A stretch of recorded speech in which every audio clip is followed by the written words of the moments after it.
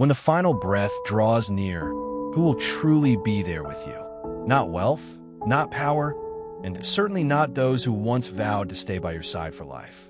In an ancient castle during medieval Europe, a powerful lord must face that bitter question, and the answer lies in a place he had forgotten throughout his entire life.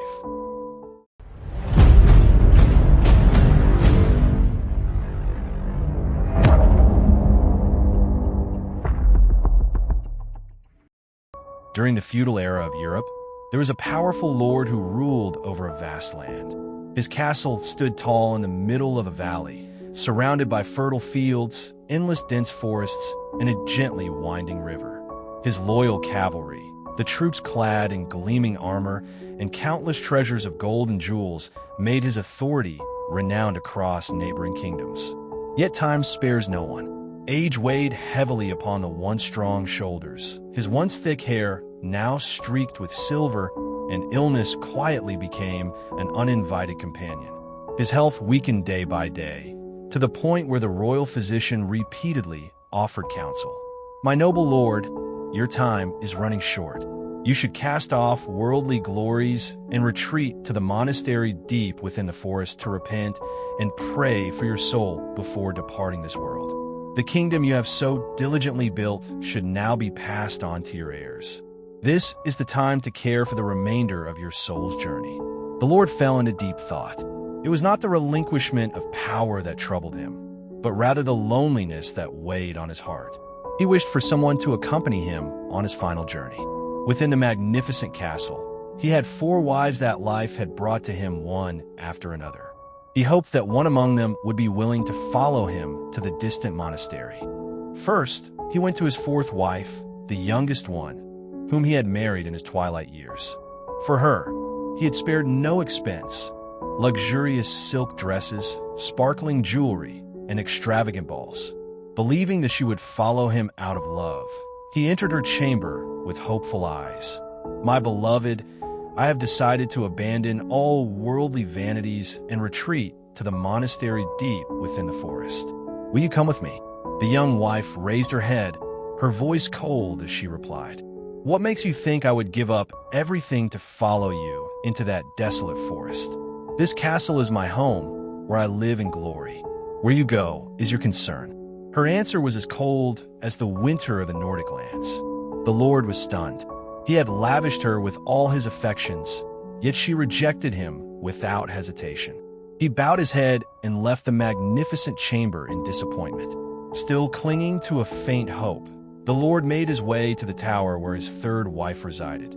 She was the radiant jewel of the court, stunningly beautiful and enchanting with her elegance and grace. Her refinement and charm had always captivated him at the grand banquets. Standing before her, he gently confessed, "My beloved, I love you deeply. I have decided to spend my remaining days in the peaceful monastery deep within the forest. Are you willing to accompany me on this final journey?" The lady curled her lips into a faint smirk, her eyes gleaming with mockery. "Are you truly mad? Here you have all the comforts, fame, fine silks, and magnificent balls, and I still have my whole life ahead of me. If you leave, I shall remarry and continue to enjoy my glorious years. Why should I imprison myself in that cold forest alongside you?" Her words were like a sharp blade, piercing deeply into the Lord's heart. Once again, he was cruelly rejected. He turned away, his heart weighed down with disappointment. Yet, still determined, the Lord ascended to the northern tower where his 2nd wife was reciting her morning prayers. She had been a wise and steadfast companion throughout his reign, offering sharp counsel at the council table and standing firmly beside him through the storms of the court. Standing before her, he pleaded, "My beloved, I have decided to abandon all splendor and seek peace in the monastery deep within the forest. Are you willing to accompany me on this final journey of life?" The 2nd wife sighed softly, her voice calm like an underground stream. "My lord, I have stood by your side all my life, supporting your political path, sharing every victory and defeat. I have always loved you with all my heart, but this time, I cannot go with you. However, rest assured, I will arrange all your funeral rites when your time comes. You shall be laid to rest with all the honor and respect you deserve." Sadness surged like a great wave within the Lord's heart. Even his most loyal companion could only accompany him as far as the grave. As he turned away, his heart weighed down with utter loneliness and despair. A faint voice suddenly called from behind, "My Lord, I am willing to go with you." The Lord started and turned around. Before him stood a slender figure at the wooden doorway. There were no glittering jewels, no splendid gowns, only an aged face marked by time and long-forgotten memories. It was his first wife, the woman he had married in the vibrant days of his youth. She had once been the first love of his life, the bride of his ambitious youth. But as the years passed, the radiance of younger, more dazzling wives had gradually caused him to forget that early companion.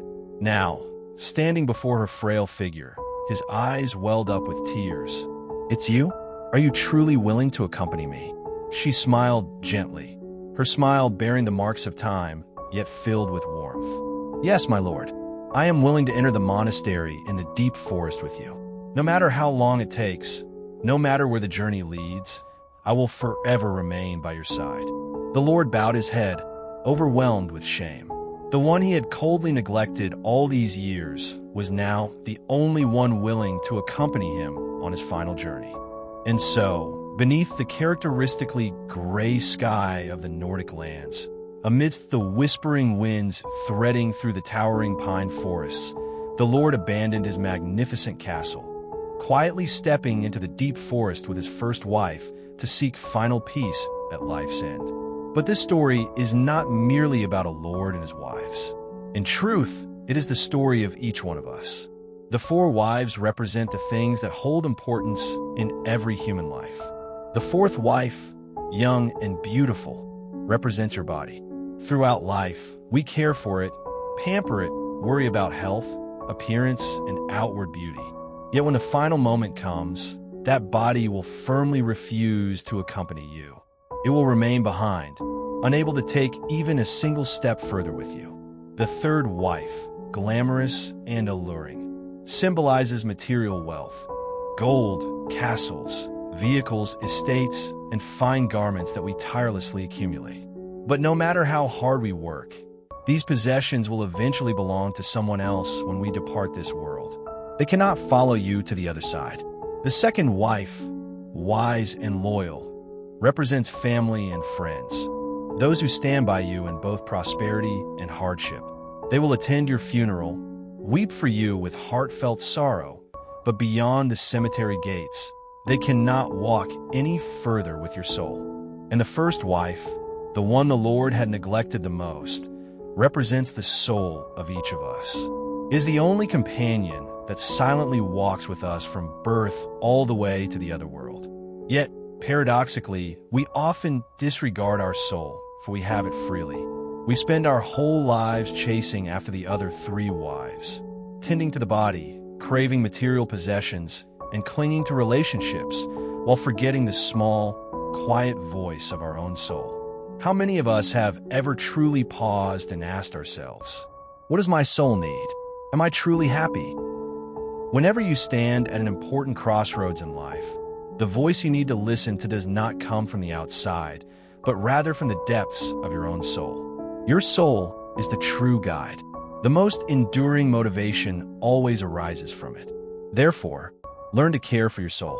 Allow yourself moments of stillness, moments of reflection, quiet mornings in an ancient chapel under the flickering candlelight of a gray stone sanctuary.